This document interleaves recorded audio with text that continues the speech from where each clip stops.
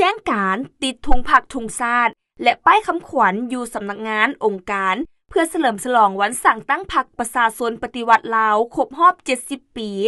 วันที่18มีนาคม2025ห้องว่าการสำนักงานนายกรัฐมนตรีออกแจ้งการให้บรรดากระทรวงองค์การบรรดาแขวงและนครหลวงเวียงจันทน์ติดตั้งธงผักธงชาติและป้ายคำขวัญอยู่สำนักงานองค์การจัดตั้งของตนให้มีความจบงามเพื่อต้อนรับและเฉลิมฉลองวันสั่งตั้งพรรคประชาชนปฏิวัติลาวครบรอบ70ปีวันที่22มีนาคม1955หา22มีนาคม2025ดังที่เคยปฏิบัติผ่านมาสำหรับอยู่ท้องถิ่นแม้นให้องค์การปกครองท้องถิ่นชี้นำพ่อแม่ประชาชนให้มีการติดธงผักธงชาติอยู่เฮือนของตนเพื่อเฉลิมฉลองวันดังกล่าว